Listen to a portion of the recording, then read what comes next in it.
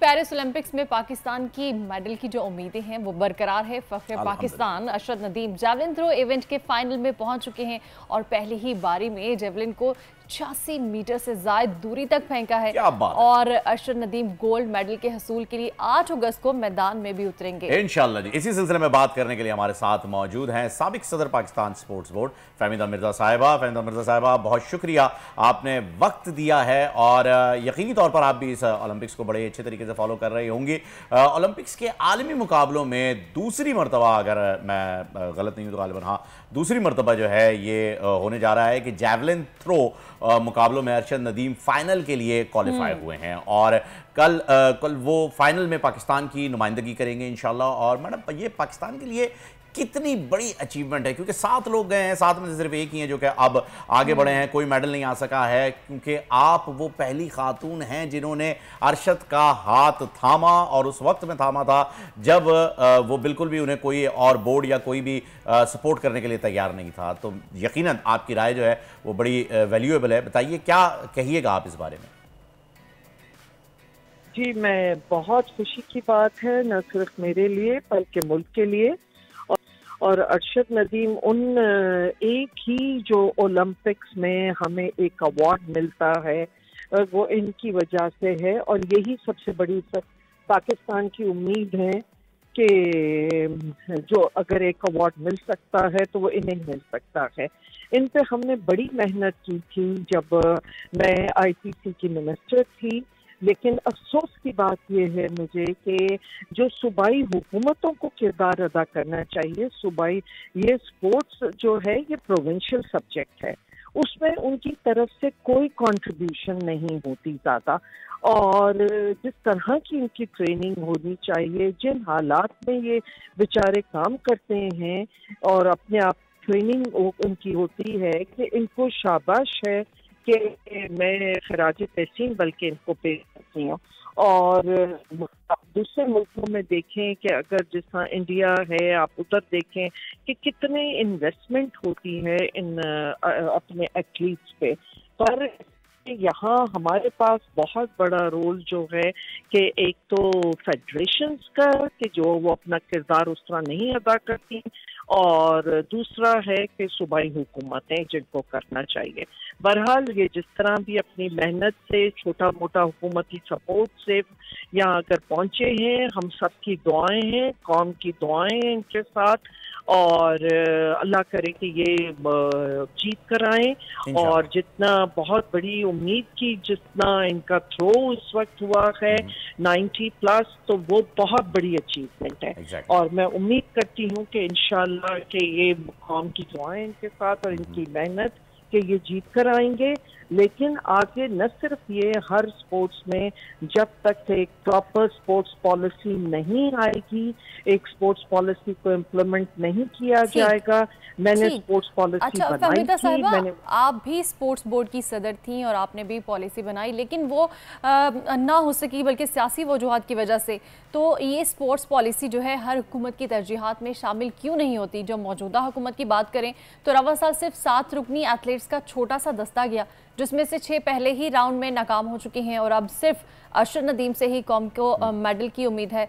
तो मैडम, हमारे सियासतदानों की स्पोर्ट क्यों नहीं है?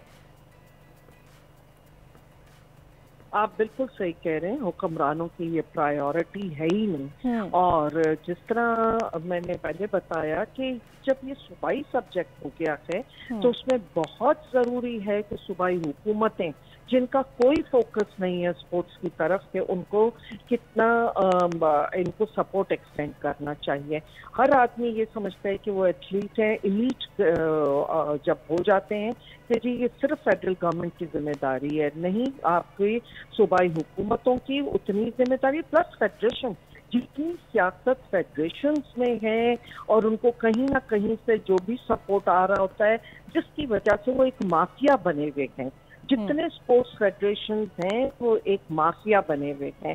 और जब तक इस माफिया को, और जिनके साथ ये हमारे प्रीवियस वो भी पीओए के जो थे प्रेसिडेंट, पता नहीं कितने साल उन्होंने अपने आप को दे के, कि ये सब इनका रोल था कि जिसकी वजह से हमारा स्पोर्ट्स इतना पूरी तरह इफेक्ट है।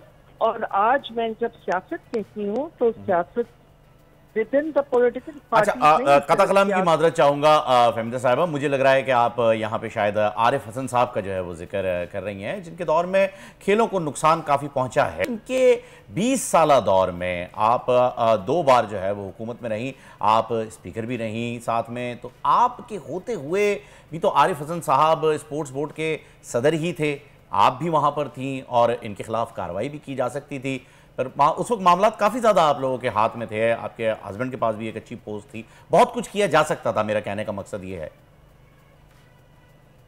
देखिए, जब मैं स्पीकर थी तो मेरा रोल डिफरेंट था और मैं इतने डीप डाउन इसके इश्यूज में नहीं गई थी, और मुझे बार बार आते थे, मैटर आते थे, और जैसे मैंने कहा कि आरिफ हसन साहब ही नहीं, पूरी फेडरेशन जिनको सपोर्ट वो देते थे कि जिसकी वजह से अगर जब तक पूरी फेडरेशन, जितनी स्पोर्ट्स की फेडरेशन बनी हुई हैं, कि उनके अंदर सियासत खत्म नहीं होगी और उनको कहीं ना कहीं से सपोर्ट आ जाते हैं कि जिसकी वजह से सारा नुकसान होता है। मैं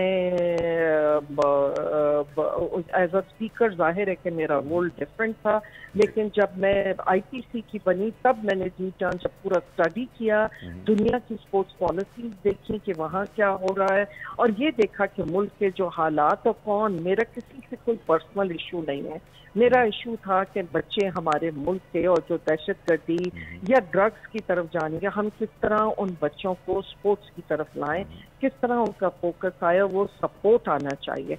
उसके लिए पहले तो फेडरेशन की इलेक्शन ट्रांसपेरेंसी उनमें बहुत जरूरी है, और उसके साथ उनको वो फाइनेंशियल सपोर्ट के जो सूबाई हुकूमतों की तरफ से आना चाहिए, और उसके बाद ये है कि आपके वो बच्चे जो वो, उसके लिए कॉर्पोरेट सेक्टर को जो मैंने अपील की थी और हमने पूरा बनाया था, उस स्पोर्ट्स पॉलिसी में हमने कवर किया था ये कि एलीट जो भी हमारे खिलाड़ी हैं, तो उसको किस तरह कॉर्पोरेट सेक्टर में आगे आके उनको स्पॉन्सर भी करना है।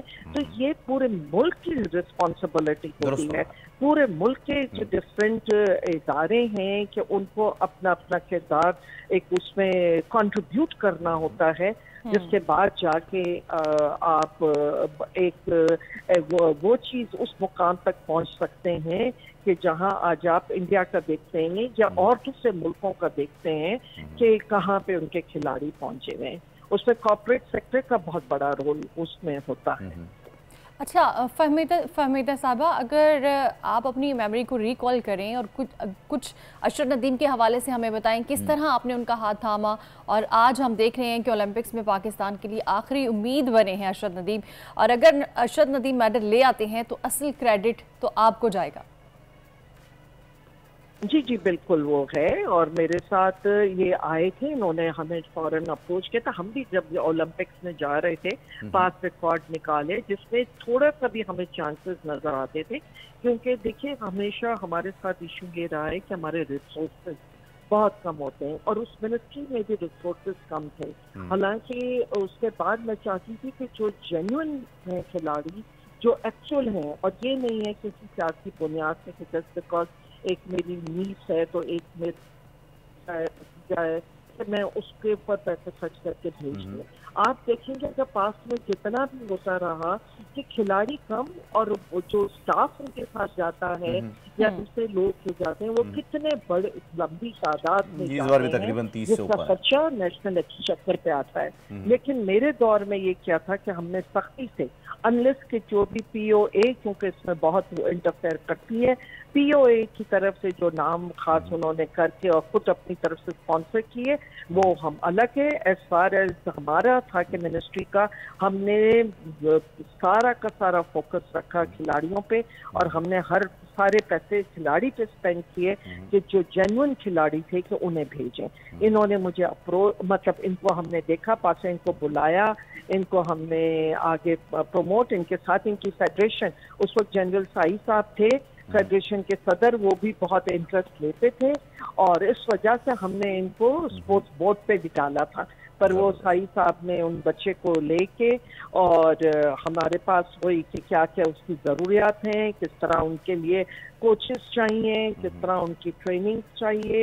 हमने लाहौर में भी जो हमारा वहाँ पे स्पोर्ट्स कॉम्प्लेक्स है वहाँ उनके लिए पूरा वो एनवायरनमेंट बना के दिया, और उसके बाद जो जो फाइनेंशियल सपोर्ट और बल्कि कोचिंग के लिए हमने इनको बाहर भेजा।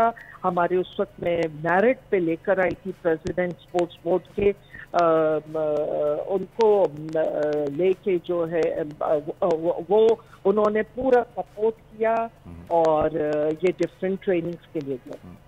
बिल्कुल जी, सबने सपोर्ट किया और बहुत ही अच्छा रहा। Thank you so much Fahmida Mirza साहब ने निकाला और बात की अरशद नदीम साहब पर। इंशाल्लाह कल जब हम गोल्ड जीत जाएंगे तो एक मरतबा फिर आपको जहमत देंगे और फिर जश्न जो है वो साथ में मनाया जाएगा। Thank you so much once again. Subscribe करें और बेल दबाएं ताकि कोई खबर रह न जाए।